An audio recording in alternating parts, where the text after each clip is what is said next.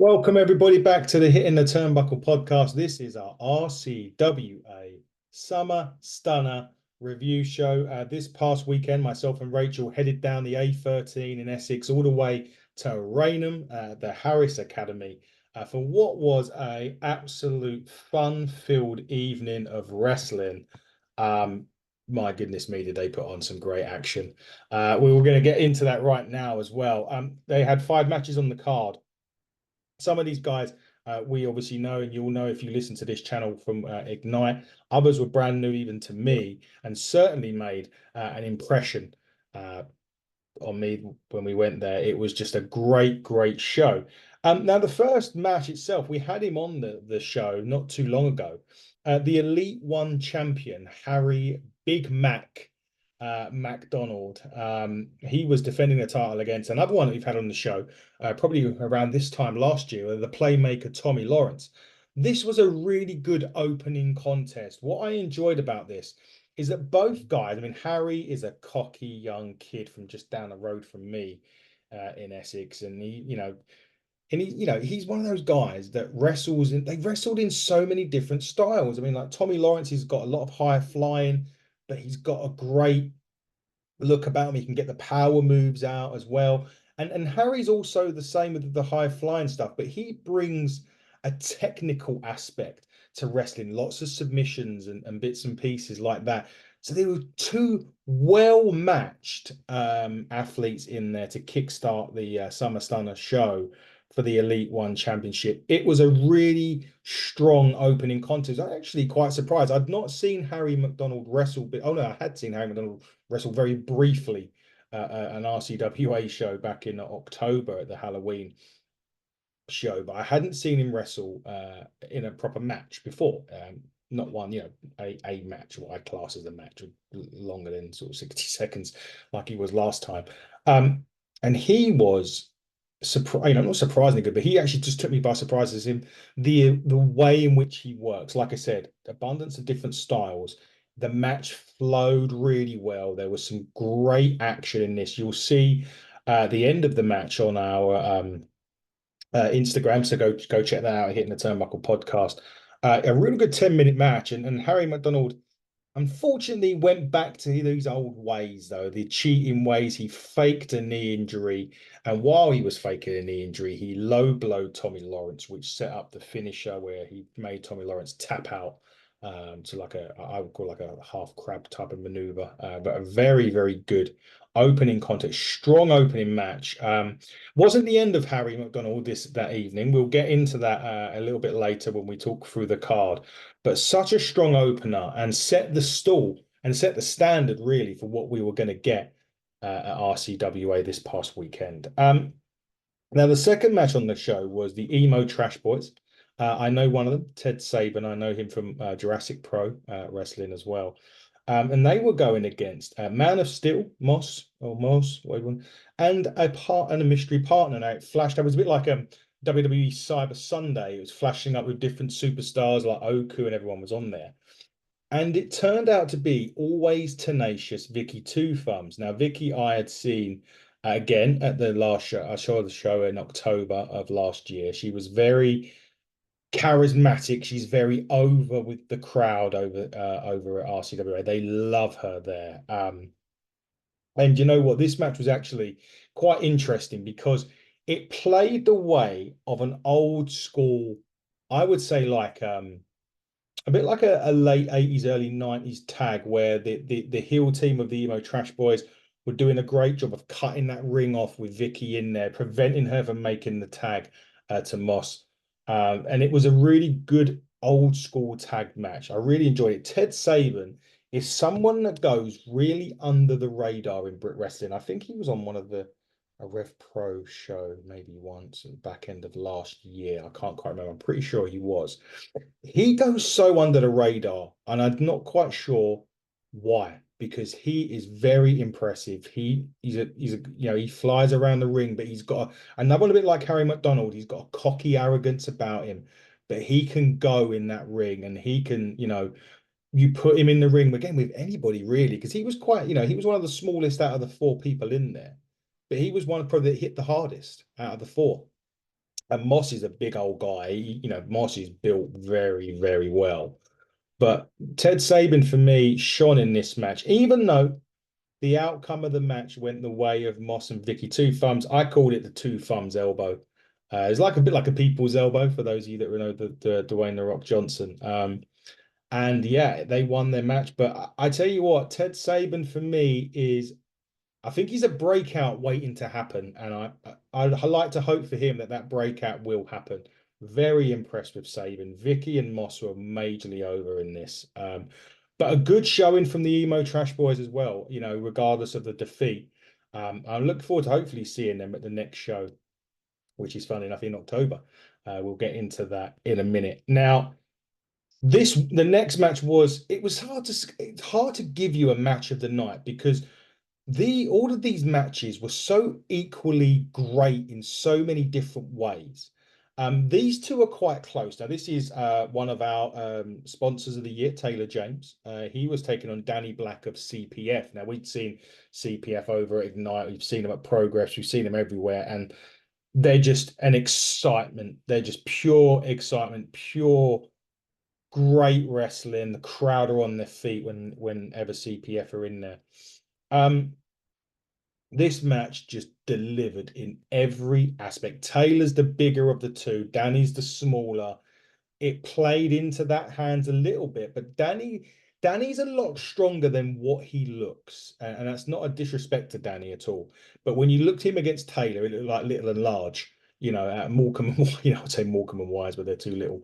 But it was literally little versus large, and Danny was still managing to pick Taylor up in some moves. They hit this double Spanish fly move as well, which was incredible. They was having a really good match. Now, the interesting thing about this match was Jack Torino, who's Taylor's tag team partner in the Rebellion, was banned from ringside. So he wasn't able to come to the ring. However, after the Spanish fly, the Rebellion's music hit, and somebody I thought it was the October show because he was wearing like a Halloween mask come out. It wasn't Torino. It was too small to be Jack Torino. Come out and was basically sort of disturbing the ref and distracting the ref. And then this monster of a guy comes out and absolutely obliterates Danny Black, which allowed Taylor. He hits this massive spine buster, a couple of spine busters on Danny Black, shook the ring. Taylor James picks up a very impressive victory, and he seems to have quite an entourage in different companies. As Taylor, he's got Tall Tom, who we've seen before, got to be near 7-footer. He's got this guy that come out just now he was intimidating. He looks the part, whoever he is, and maybe Taylor will introduce us to him at some point down the line, but he looked the part. But the match itself, apart from the fact it had that little bit of shenanigans at the end, was absolutely fantastic and a great testament to what we'd seen here at the Summer Stunner show at RCWA. We then got to see the two main people at RCWA, Sue Ospreay, the mother of Will Ospreay, and Dave Gibson, who come out, and they were promoting the show on October the 19th, Trick or Treat. And well, the fans are going to be in attendance in October, us included, will indeed be in for a treat because they announced, before they announced it, Harry McDonald made another appearance on the phone to his mum, I believe, at this point. But he did grace ourselves with his presence again. But nevertheless, they did announce that at Trick or Treat, first thing they announced was that Darcy Stone would be making her comeback to RCWA in October, which will be a great addition to the card. I'm looking forward to seeing what Darcy can bring to the table. But they did announce that there is going to be a fatal four-way ladder match for Harry McDonald's Elite One Championship. That is incredible, and it's amazing to see. Can't wait to see it in October the 19th. So get yourself down to Raynham, the Harris Academy.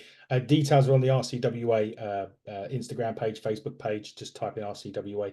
You will find it.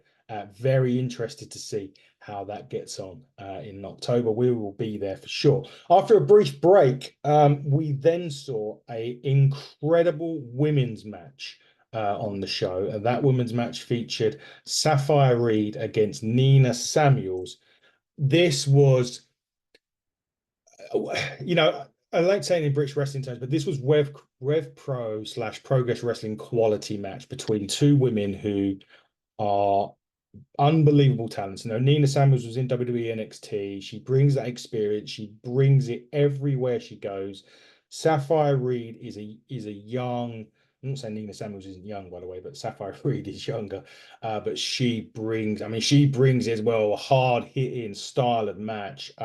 Really, really solid. Like I said, it was a Rev Pro progress quality level match, to be honest, as was the majority of this card. To be fair, I think they would love it to see it on Progress or Rev Pro, pretty much any of these matches. And they brought it for 15 minutes. It was absolutely awesome. Nina, it was one of those weird ones. I'm not used to seeing Nina get cheered at a show. I very rarely, I don't think I've actually been to a show that Nina's been cheered to, other than this one today. Well, not today, but this one this past weekend. But they absolutely delivered 15 minutes of top quality women's wrestling. Probably some of the best action I've seen in women's wrestling this year so far. Safire picks up the win with the Shining Wizard. And it was just a great match. I thought it was tremendous.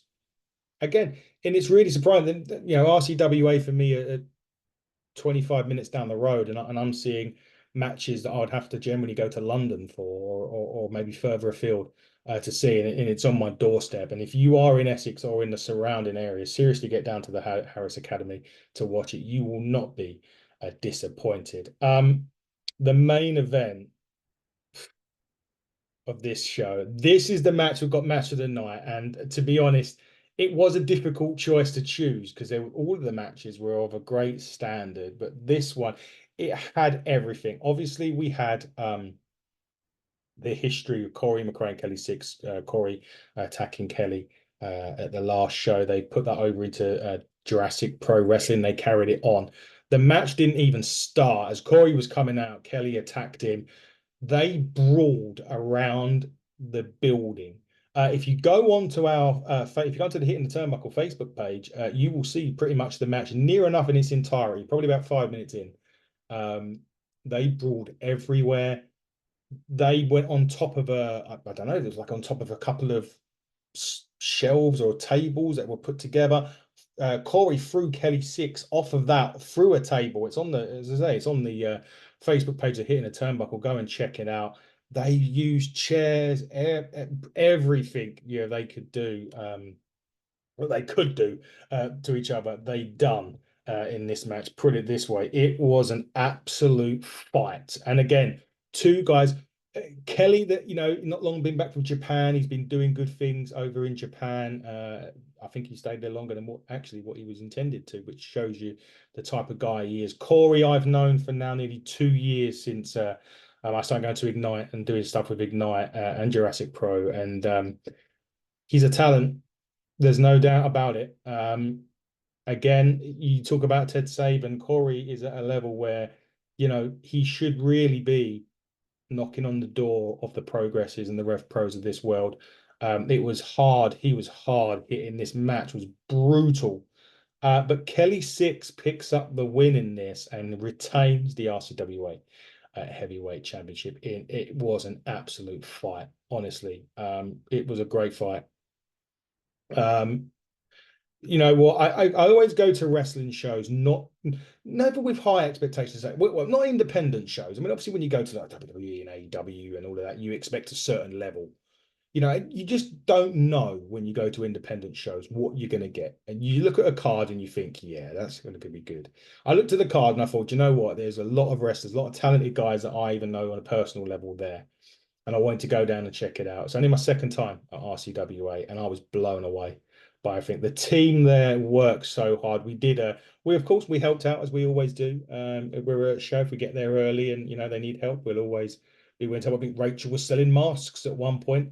She should have took one home with her. Or we could have put it on. Could have put it on. It could have been Rey Mysterio for a little bit, a bigger version of Rey Mysterio. Anyway, But it was such a great show. We really enjoyed it. Big thanks to Dave and Sue and everybody there for their, their hospitality when we were there. Always talking to us, always, just making us feel really welcome. And we'll be back on October the 19th. And you guys should all be too. Get down to the Harris Academy in Raynham, Essex. Just go onto the RCWA Facebook, Instagram pages. The details are there for the October 19th trick or treat show involving a fatal four-way ladder match for the Elite One Championship. Get yourselves down there. You will not be disappointed. And see us, and more importantly, see RCWA, and keep supporting your local British wrestling. Guys, this has been the RCWA Summer Stunner review show.